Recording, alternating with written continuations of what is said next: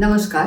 Shri Ekatatvam academy of performing arts प्रस्तुत श्री एकतत्वम डिव्हाइन्समध्ये आजीच्या गोष्टी याचा भाग 17वा घेऊन मी प्रज्ञा कुलकर्णी आपल्यासमोर उपस्थित आहे. आज अक्षय तृतीया. अक्षय तृतीया आणि तसंच त्याचं दुसरं एक नाव आहे की परशुराम जयंती. आज प्रभू श्री परशुरामांची जयंती आहे. असं वाटलं की आपण त्यांच्याबद्दल थोडीशी गोष्ट सांगावी का. तर परशुराम यांचं मूळ नाव हे भार्गवराम. भृगू कुळात जन्मलेले असल्यामुळे त्यांचं नाव भार्गवराम. त्यांचे वडील जमदग्नी आणि आई माता रेणुका. माता रेणुका ही प्रसंजित नावाच्या राजाची मुलगी होती. त्या दोघांचं लग्न झालं आणि त्याच्यानंतर त्यांना अपत्य झाली. त्याच्यात भार्गवराम हे एक अपत्य. भार्गवरामांचे गुरु म्हणजे त्यांचे मामा म्हणजे महर्षी विश्वामित्र ऋषी हे परशुरामांचे मामाही होते आणि त्यांचे गुरुही होते. परशुरामांनी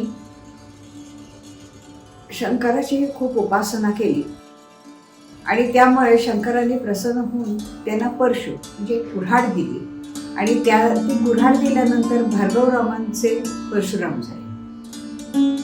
जमदग्नींकडे एक सुरभी नावाची अतिशय दिव्य गाय होती बरं का. ती कामधेनू होती. तर एकदा एक राजा जमदग्नींकडे आला होता. तर जमदग्नींनी त्याचं खूप स्वागत केलं आणि अतिशय चांगली त्याची सरबराई केली. आणि त्या राजाच्या लक्षात आलं हे जे काय सगळं केलेलं आहे तर त्या ह्या सुरभी गायीमुळे झालेलं आहे. सुरभी नावाच्या दिव्य गायीमुळे जमदग्नींनी आपली सरबराई केलेली आहे, आपला चांगला पाहुणचार केलेला आहे. त्या राजाच्या मनात लालसा उत्पन्न झाली आणि त्या राजाला वाटलं की एका अशा फाटक्या ऋषीकडे किंवा फाटक्या ब्राह्मणाकडे ही गाय असणं काही श्रेयस्कर नाहीये. ही गाय ही क्षत्रियाकडेच असली पाहिजे. त्या राजाने ती गाय पळवून नेली. ती जेव्हा त्यांनी पळवून नेली तेव्हा परशुराम घरात नव्हते. परशुराम घरात आल्यानंतर त्यांच्या लक्षात आलं की राजाने ती गाय पळवून नेलेली. परशुरामाने त्या राजाशी घनघोर युद्ध केलं. त्या राजाला युद्धात हरवलं आणि ती गाय परत आणली.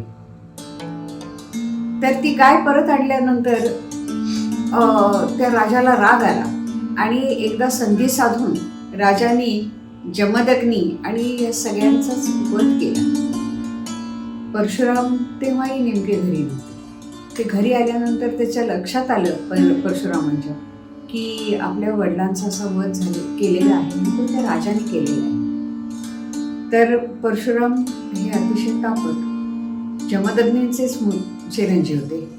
आपल्याला माहिती आहे की कोणी रागवलं तरी आपण सहज उच्चारतो की अगदी जमदग्नींचा अवतार आहेस. म्हणजे काय की शीघ्रकोपी. तसे परशुराम हे शीघ्रकोपी होते.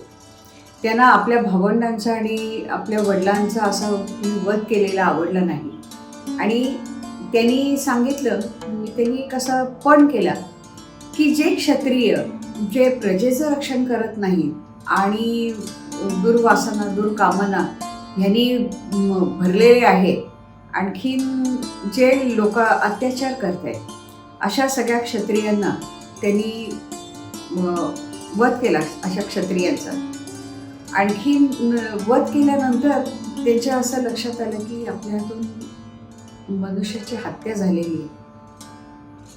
मग त्याचं प्रायश्चित्त म्हणून त्यांनी जी काय ज्या राजांचा वध केला आणि ती जी जमीन होती ती जमीन सगळी कश्यपांना त्यांनी दान केली. कश्यपांना दान केल्यानंतर आता त्याच्याकडे कुठली जमीन किंवा कुठलं राहायला घर उरलं नाही.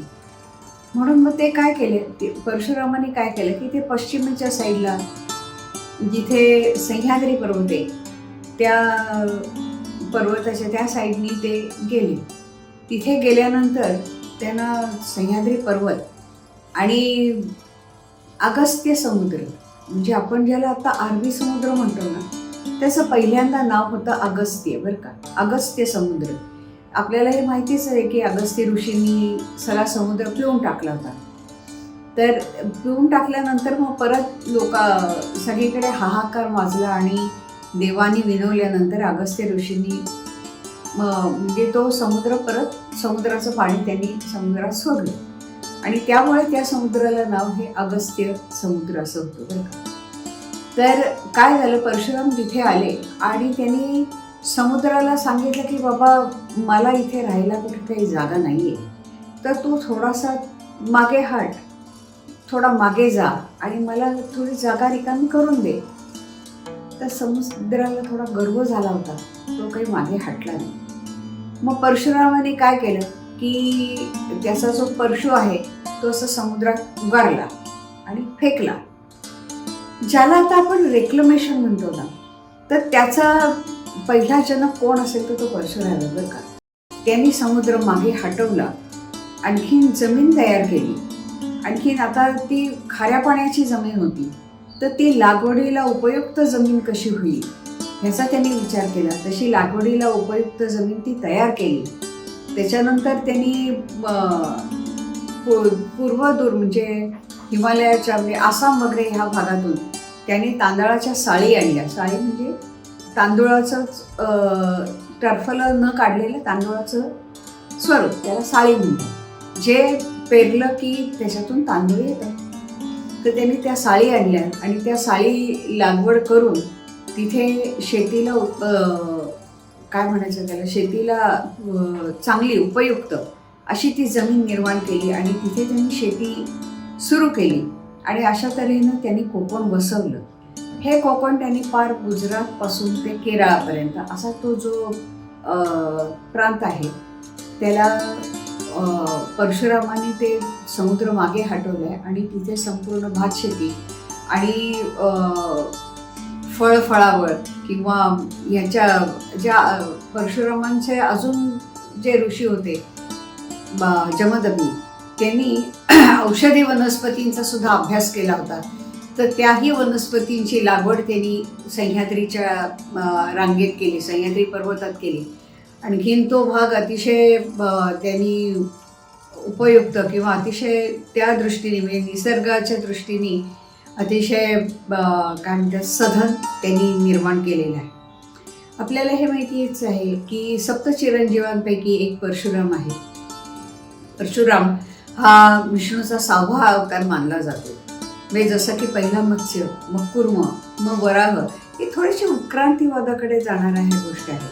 त्याच्यातून नारसिंह म्हणजे अर्धा मनुष्य आणि अर्धा जनावर. त्याच्यानंतर आले ते वामन हे बालस्वरूप आहे आणि त्याच्यानंतर पूर्ण अवतारचा जो, पूर्ण म्हणण्यापेक्षा मनुष्याचा अवतार जो झाला त्याचा तो हा 6वा परशुराम आहे. पण त्याच्यानंतर मग राम, मग कृष्ण असे सगळे अवतार आहेत. तर त्यातला 6वा अवतार हा परशुरामांचा आहे. आणि परशुराम अजूनही महेंद्र पर्वतावर असतात, तिथे त्यांचं वास्तव्य आहे अशी आपली समजूत आहे. सप्तचिरंजीवांपैकी एक परशुराम आहेत. तर अशा परशुरामांना माझा मनपूर्वक नमस्कार आहे. शांताकारं भुजगशयनं पद्मनाभं सुरेशं विश्वाधारं गगनसदृशं मेघवर्णं शुभांगं लक्ष्मीकान्तं कमलनयनं योगिभिः ध्यानगम्यं वन्दे विष्णुं भवभयहरं सर्वलोकैकनाथम्. ॐ नमो भगवते वासुदेवाय. श्रोते हो, ही जर का कथा आपल्याला आवडली असेल तर त्याच्यावर कॉमेंट्स करा, लाईक करा, शेअर करा आणि सबस्क्राईब करायला विसरू नका. धन्यवाद.